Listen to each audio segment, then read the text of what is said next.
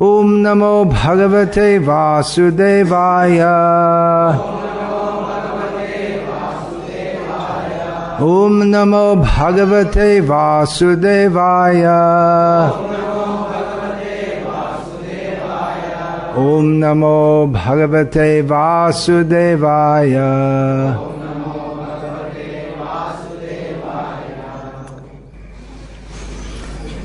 Srimad Bhagavatam, Canto 6, Chapter 4, Text 9, translation and commentary by His Divine Grace A.C. Bhaktivedanta Swami Prabhupada. Anang charanam achara hyapada padacharinam ahasta hasta yuktanam dvipadang chatushpadaha anang charanam achara hyapada padacharinam ahasta hasta yuktanam dvipadang chatushpadaha.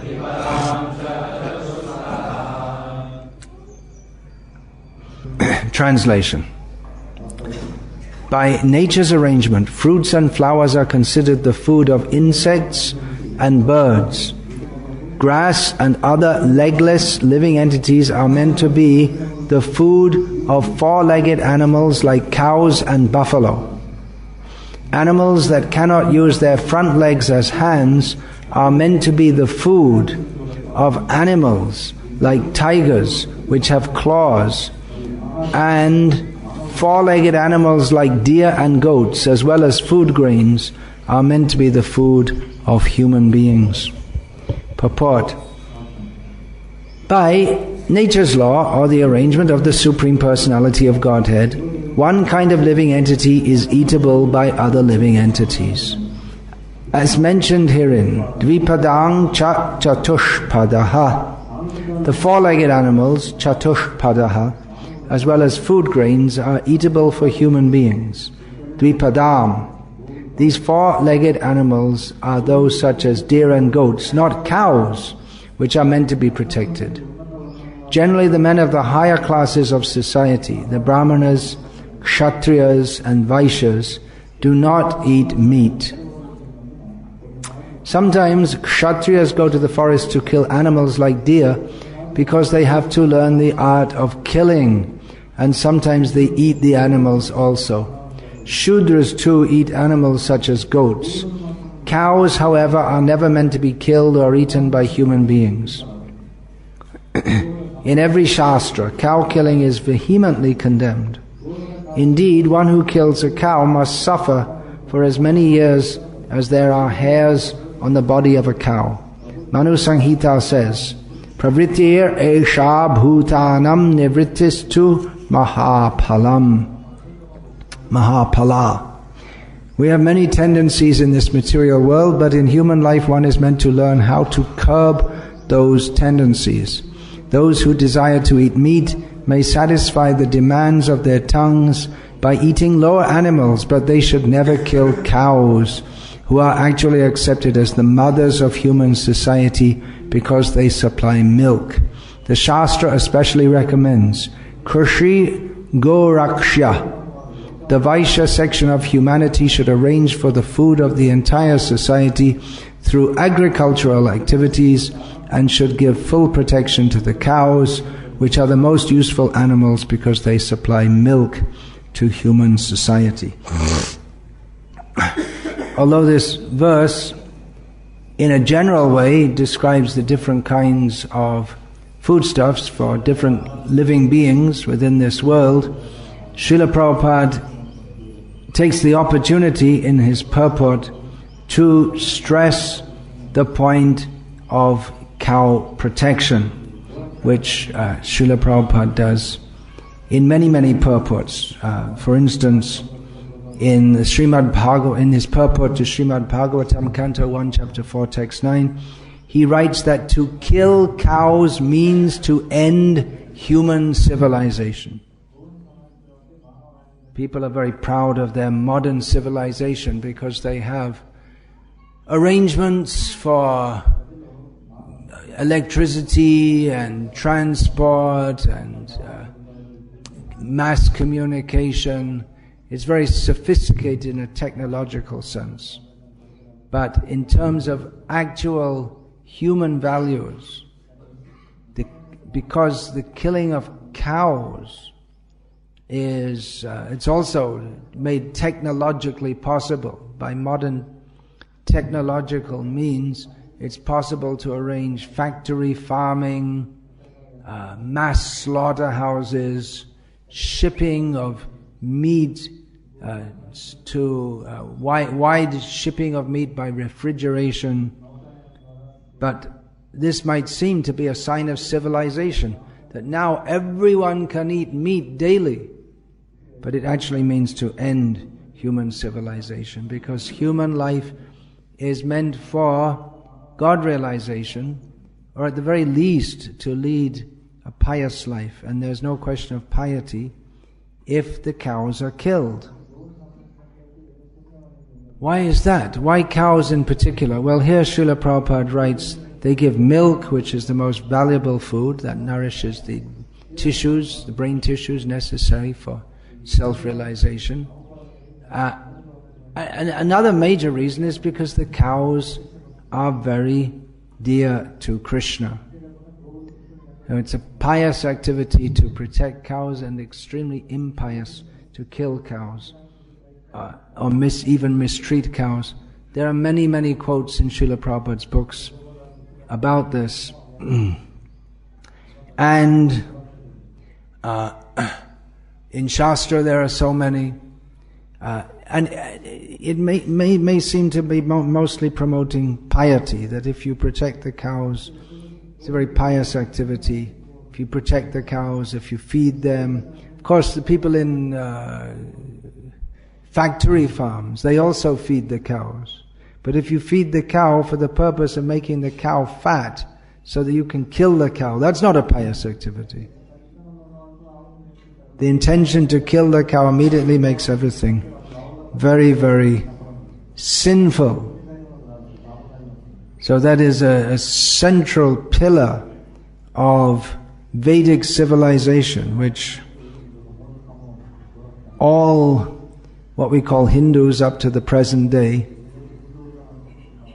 observe. Well, it's changing now because people are losing their culture. We can know that what is called Hindu culture is really dead, really a long way separated from its real values, when Hindus also start eating beef, which is increasing.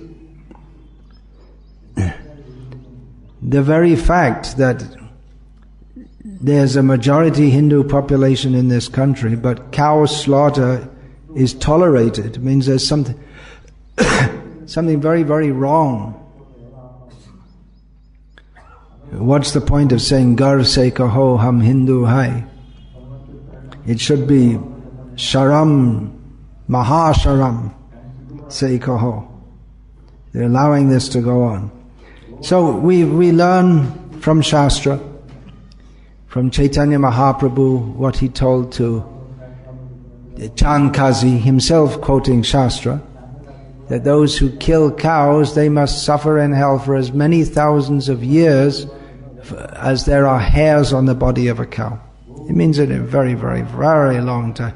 It's not just the cow killer, one who personally kills the cow, who eats the meat, who allows that to take place. That means all our big Hindutva politicians, those are not stopping cow slaughter. Those who cook it, those who serve it, anyone who's involved, they also become involved in the sinful reactions. So it's very impious to kill cows. He's very pious, but if we see the piety, well, devotees are not particularly interested in piety per se, mundane piety. They're interested in pleasing Krishna. So what's the relationship between cows and bhakti? Well, that should be obvious also, because Krishna, after all, is a cowherd boy. He's a Gopal. If we say that someone is a plumber, or plumber in English, and in Indian English, a plumber, we know that he spends most of his day, every day, going around and fixing the pipes and taps. If he's a policeman, well, that's maybe not such a good example in India. They're supposed to maintain the law. And anyway, we know a policeman, what they do. They're supposed to stop criminals and protect the good citizens and so on. To be a policeman, even when you're off duty, you're still a policeman, because you can be called at any time. Now, those who look after cows, their duty is, it's not that you go to work at 9 o'clock in the morning and you come back at 5 o'clock in the evening, 9 to 5. Or in India it's more like 9 to 9. People work such long hours. But for the cowherd community, it's all day, every day. The plumber spends most of his time every day plumbing. The rickshaw driver spends most of his day driving an auto rickshaw. And the cowherd spends most of his day herding the cows. And when he's not herding the cows, he's feeding them. Apart from herding means taking them out for grazing. But when they come back, there may be some special foods to give them. Then brushing them, bathing them. He may spend the night in the cowshed also, protecting them. And the women also, they also have duties to collect the cow dung and to prepare foods from the milk. Of course, milking the cows. And it may be throughout the night also. If the cow is delivering in the middle of the night, a calf, then the cowherd will be up at night also. So when we say so-and-so is a policeman, that you really get an idea of their identity, what they do with their life. When we say someone is a plumber, we know what do they do with their life. You can expect them to be busy with taps and pipes and so when we say someone is a Gopal, it means their whole life completely revolves around, and they're completely involved with cows practically 24 hours a day. Their whole meditation is on cows, just like the plumber he thinks about pipes and taps because that's what he's involved in. So the cowherders, they think about cows, and their whole life, their whole consciousness is absorbed in cows and the welfare of the cows. So that's Krishna. Chintamani prakara sadmasu kalpa vriksha lakshavriteshu surabhir abhipalayantam lakshmi sahasra shata sambrahma sevyamanam govindamadi purusham tamaham bhajame. In Brahma's description of his vision of the spiritual world, he first of all describes the geology and topography, the scene, everything is made of touchstone, philosopher's stone, even the buildings and the walls and everything. And there, Govinda, which means he who gives pleasure to the land, the cows and the senses, Govinda is engaged in herding innumerable cows. This is what you see. When Brahma had a vision of the spiritual world, he saw the spiritual land full of cows. Gokul. Gokul means, go means cow and kul means group. So many groups of cows. So although piety from worshipping cows and protecting cows, there may be many directives in Shastra. For karma kanda, you become pious, you get a good result. But devotees of Krishna, they perform cow protection, and not just protecting but maintaining and nourishing and pleasing the cows. They do so as a function of bhakti. So protecting cows, maintaining cows, pleasing the cows, it's also a function of bhakti. Because that's what Krishna himself does. Krishna spends most of his time personally caring for the cows. Takes them from forest to forest to see that they get plenty of nice different grasses.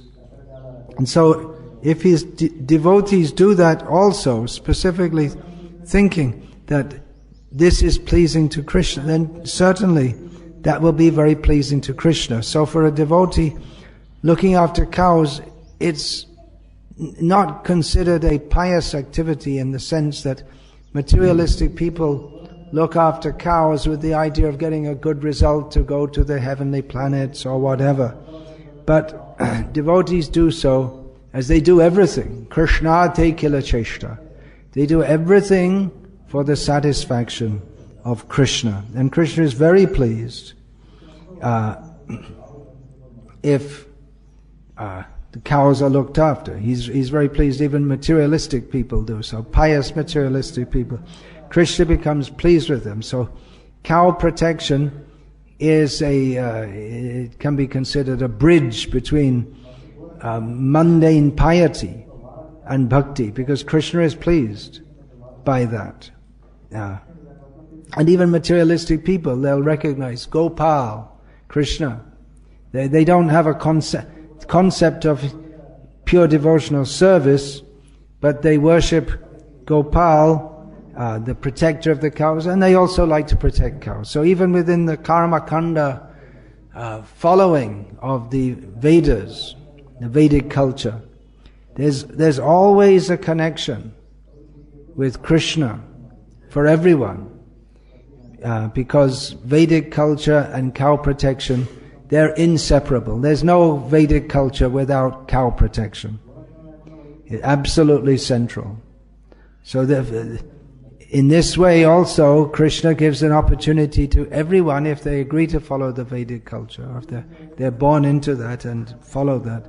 He gives that opportunity for everyone to even indirectly worship him and please him. In the Srimad Bhagavatam, Krishna mentions Goshvanga Yavasadina.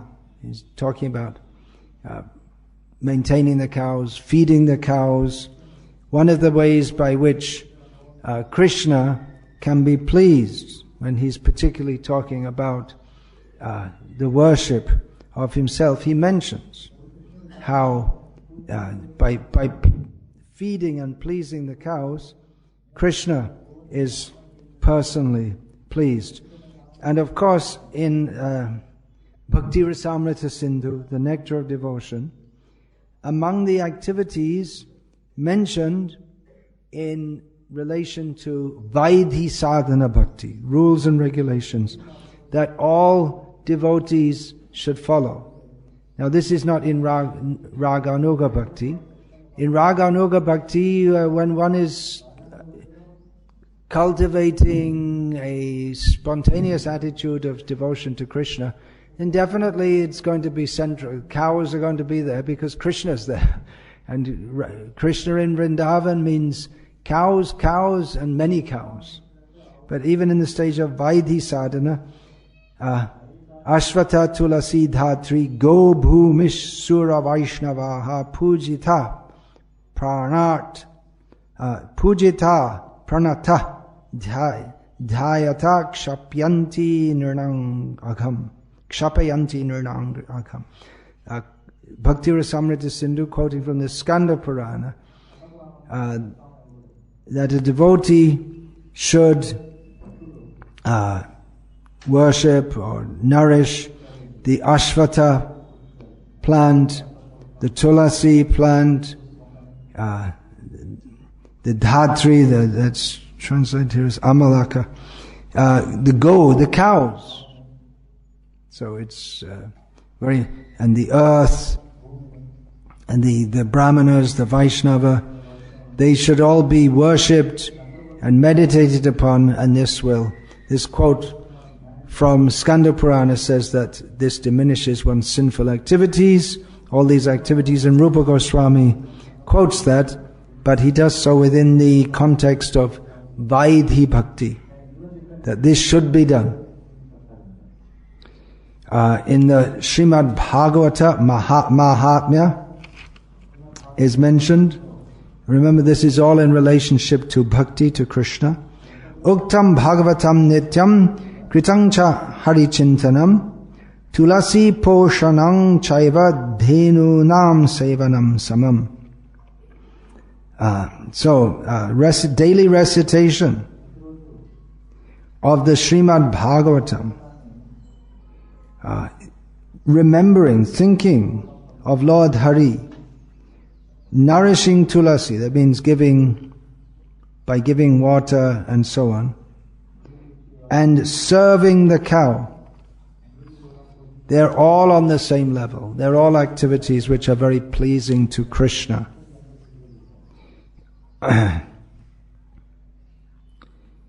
And then in the Varaha Purana, there's a quotation, Dhairyang dhritischa shantischa pushti vridhi tataivacha smriti medha tata lajja vapu kirtis tataivacha vidya shantir matis chaiva santatif paramatata yatra gavas tatra lakshmi sankhya dharmas cha shashvataha. So all these the godly qualities are mentioned: patience, dhriti, firmness, determination, peacefulness, then increase of nourishment, pushti vriddhi, memory, intelligence. Lajja in this context means, can be understood to mean that a reluctance to perform sinful activities or to overstep the bounds of proper behavior, or to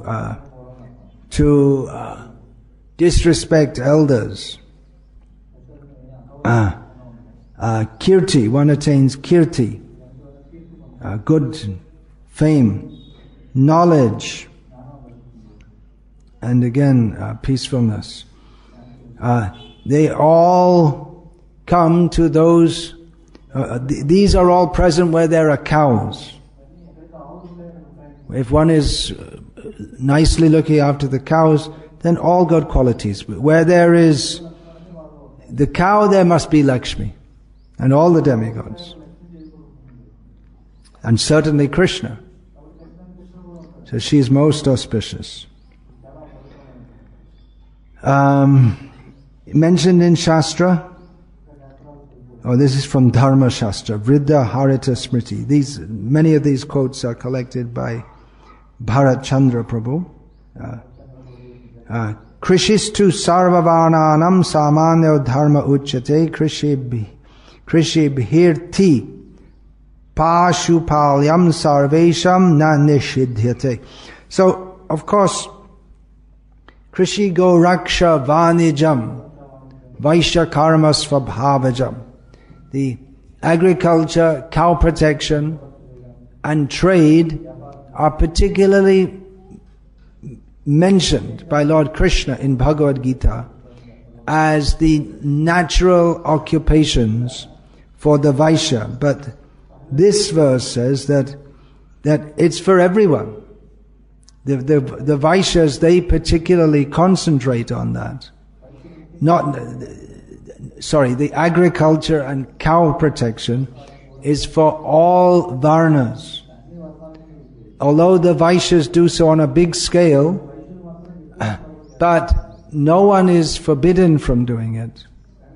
And actually, particularly cow protection, it was previously that everyone except very, very, very poor people, or maybe some Shudras, but they wouldn't have. But every Brahmana, Kshatriya and Vaishya, in their home they must have cows. That was a must for everyone. Nowadays that's not possible because people are living in apartments. So they'd have cows and they would have tulsi. Now if you can't have cows, at least you can have tulsi. Everyone should have tulsi in their home. But actually, Srila Prabhupada writes, to kill cows means to end human civilization. So practically the way this civilization is set up, with apartments, and then who's going to look after the cow? Everyone would individually look after the cow. And you may say, well, the cow, you have to look after them all day. But the individual people in the houses, they wouldn't personally, they'd keep them in the house, and then the cow herder would come every day and take the cows, take them out for grazing outside the village, and bring them back at night. And that's described. I read some memoir of some English person in India, how, Hare Krishna, Anandamai Prabhu, Suswagatam. We are Anandamai by seeing you. We've become full of happiness.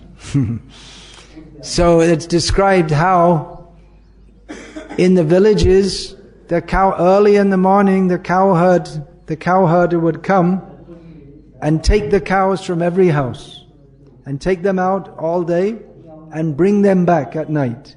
And the cows would automatically, they know their own house, and they'd go in, he'd walk into the village and the cow would and often, sometimes the people in the house, they themselves would milk the cows, their own cows, or they'd have their own servants do it, or sometimes the cow herder would do that also, and he looked after them.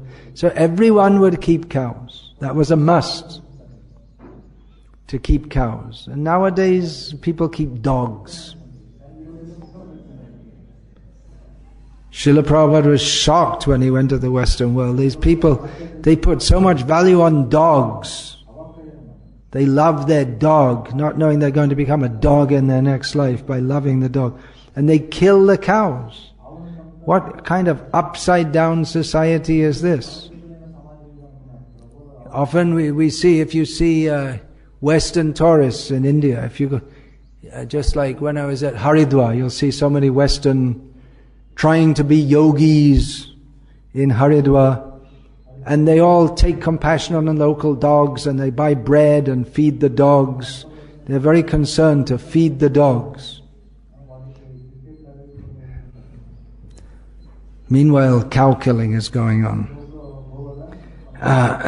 But anyway, it's for everyone. Everyone is meant to... In fact, if someone didn't keep cows, if you don't have cows in your house, it's considered very inauspicious. What's wrong?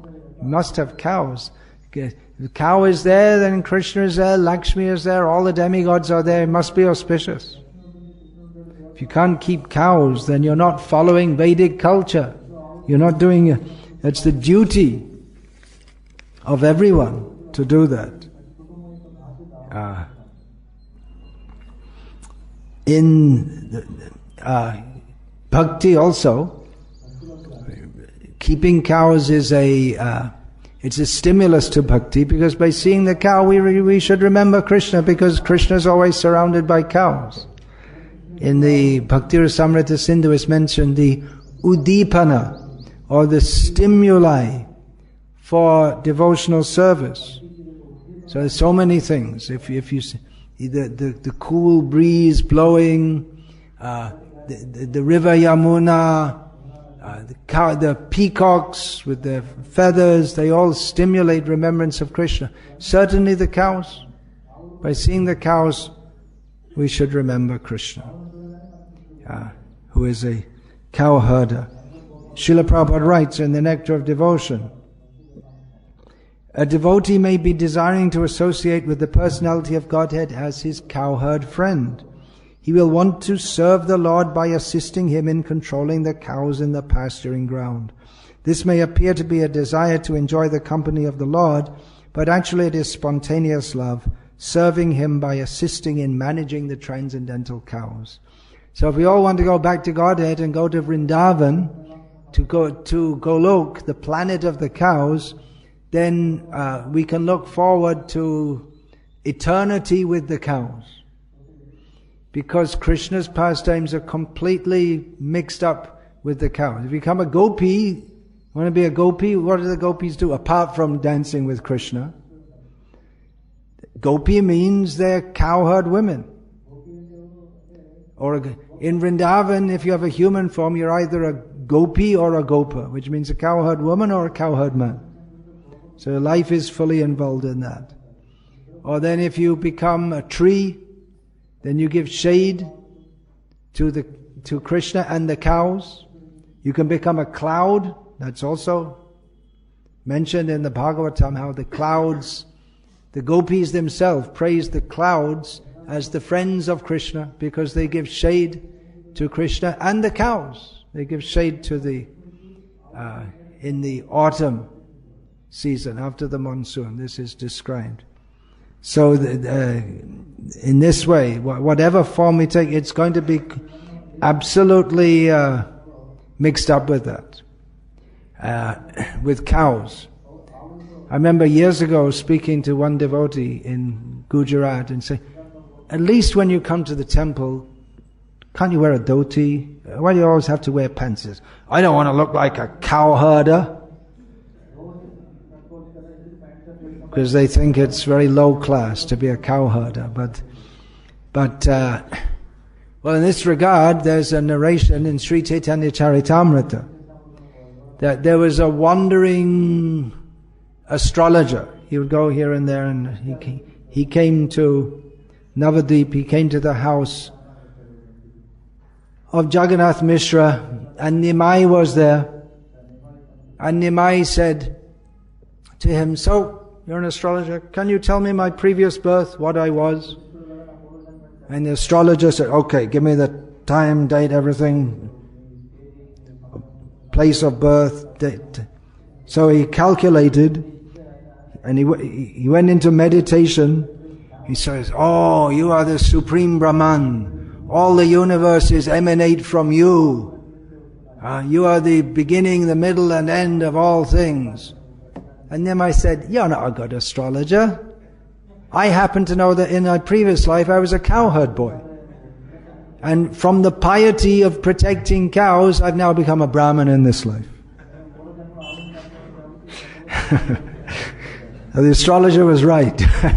But Nimai didn't accept it. I'm not God, I was a cowherd boy. I'm not God. What do you mean God?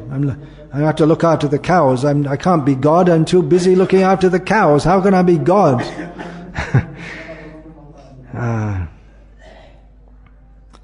Srila Prabhupada mentions that the cows in Vrindavan, they're in Shantarasa. Because animal form, they appreciate the greatness of Krishna. But of course, in Vrindavan, everything is mixed with very deep and intense bhakti and sweetness. Vishwanath Chakravarti Thakur says that the cows of Vrindavan serve Krishna in Vatsalya Rasa because they give their milk to him.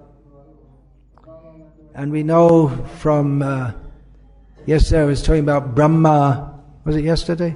Brahma, how he stole all the cows and the cowherd boy, the calves. So actually he set up a very good pastime in doing so, because then Krishna replicated himself as the in the forms of the stolen cows and calves and cowherd boys, and for 1 year he became those boys and the calves, because all the elderly, that means the age of their parents, the age of Nanda Yashoda, or maybe a little younger because Nanda and Yashoda were quite old, they all loved their children, but they all desired to have Krishna as their child and to dress him and feed him, send him out with Krishna every morning. But there's only one Krishna. So Krishna took the forms of those cowherd boys, and they felt immense love because they were actually serving Krishna, because it was Krishna in those forms. And similarly, the cows, they desired to directly feed Krishna with their milk. So Krishna took the form of their calves, and he directly took their milk. So in this way, the cows, they all had the opportunity to directly, in that vatsalya, that parental affection, to serve Krishna.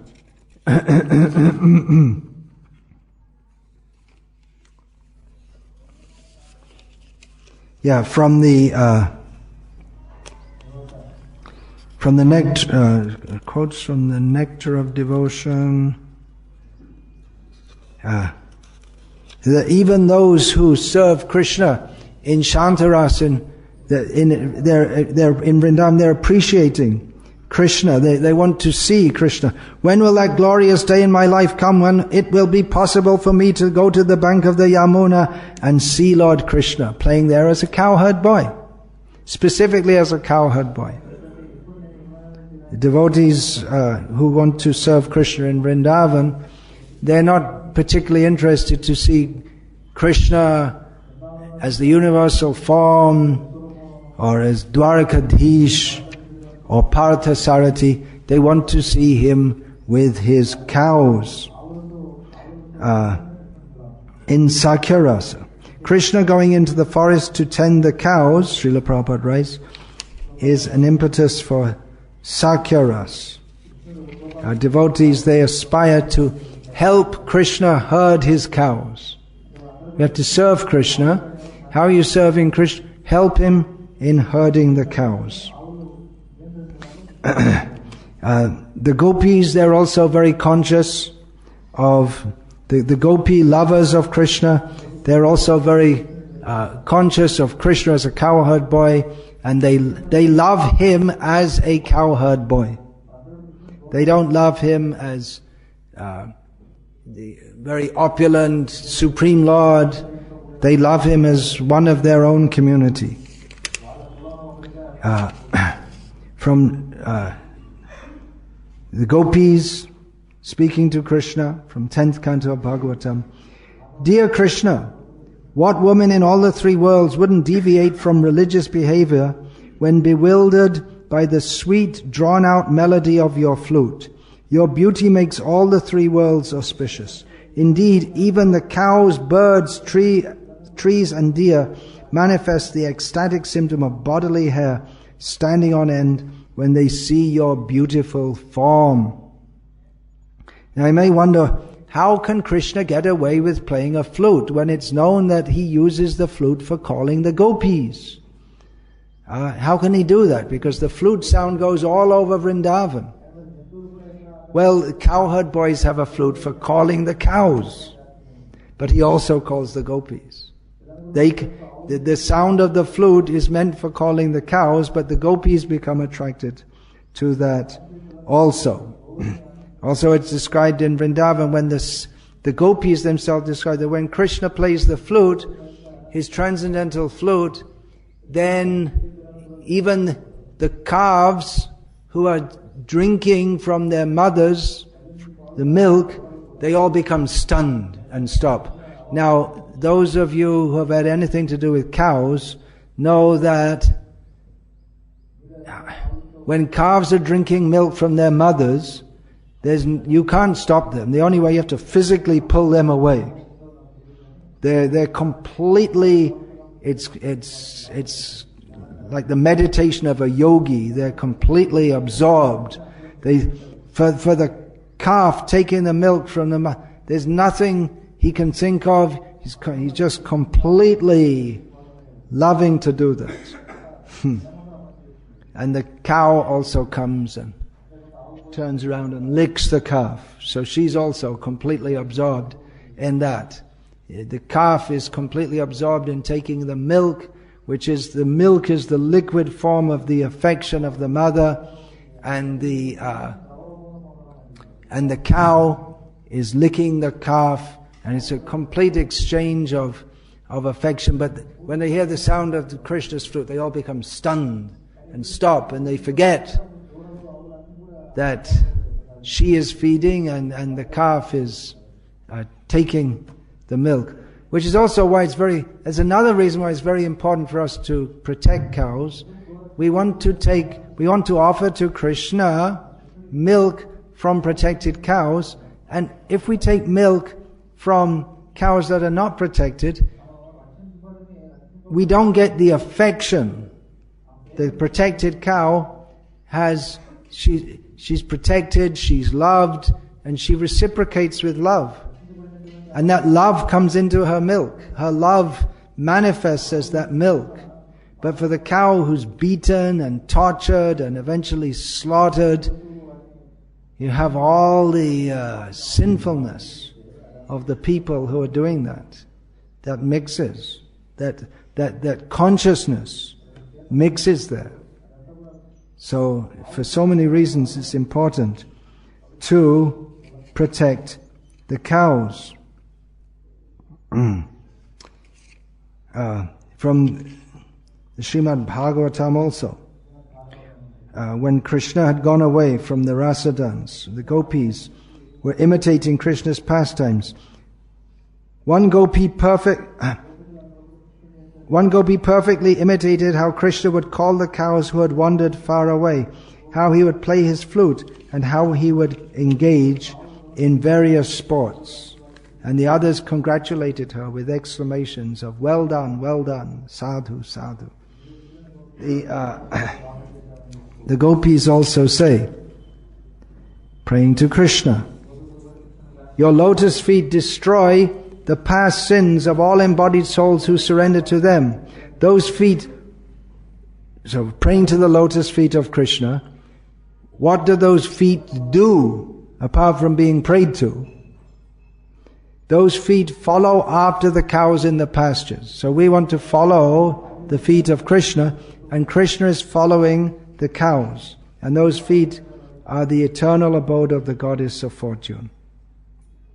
Again the gopis say, dear master, dear lover, when you leave the cowherd village to herd the cows, our minds are disturbed with the thought that your feet, more beautiful than a lotus, will be pricked by the spiked husks of grain and the rough grass and plants. Because Krishna used to go barefoot when he was first going for herding the calves. His mother wanted to give him some shoes. He said, no, you want to give me shoes? Okay, you have to give all the calves shoes also. Why? I'm supposed to be serving them, so how can I be in a better position than them? That was Krishna's attitude. He himself thinks of himself as a servant of the cows. Hantayam adrirabala haridasavarya. The gopis praise the greatest devotee of Krishna to be Govardhan. The very name means Govardhana, who nourishes, increases the cows. What is that? Suyavasa. What is that verse? Do you know that verse? Say it. Hantayam adri abala haridasa varyo yadan rama krishna charana sparasha pramodaha manam tanoti go. What is it? Manam tanoti sago hanayos ganayos tayor Paniya suyavasam. Kandara kandamulai. So by providing grass and very nice sweet water and caves to take shelter in from the heat and the rain and the cold, in this way, Govardhan nourishes the cows, Krishna, and all his cowherd friends, and therefore is known as the best devotee. So we should bear this in mind, that this is a major function of Srila Prabhupada's whole mission, is to spread the Sankirtan movement and also to establish actual human civilization, without which people are going to hell, and with which people may increase their Krishna consciousness very naturally. So one can become Krishna conscious very naturally if one is living with the cows, worshipping the cows, protecting the cows, taking cow's milk and ghee, which is actual food for the body, not meat. The best food. That stated the grains, the effect of the grains. If you eat grains, that stays in the body for 5 days, and if you take milk, 10 days, and if you take yogurt, 20 days, and if you take ghee for 1 month. But if you don't take any milk products for a month or more, then all your food becomes like that of ghosts. Humans are meant for taking milk products, and that doesn't mean Amul dairy mixed up with all hormones and chemicals. So these projects, these farm projects, they're very, to say very important. We can't emphasize how important they are. Just this one aspect, cow protection, that's one aspect, and then there's raising up the children in Krishna consciousness, living together as devotees, sadhu sangha. Sadhu sangha is not meant to be once a week, but it's meant to be all the time. So there's so many advantages of these projects. So we invite all the devotees to help develop these projects. It's somehow, even though it's the most natural thing for everyone to live that way of life, but people have become so divorced from actual human life that they think it's something very strange and unnatural to live on the land, depending on the land, the cows and Krishna. So please, we invite everyone to, those who are in the cities can chant Hare Krishna and preach Krishna consciousness in the cities. And if you, for some reason, you have to be in these hellish cities, otherwise, go to the land, protect the cows, live peacefully, chant Hare Krishna. Hare Krishna. Any question about this? Just briefly, because we're a bit over time here.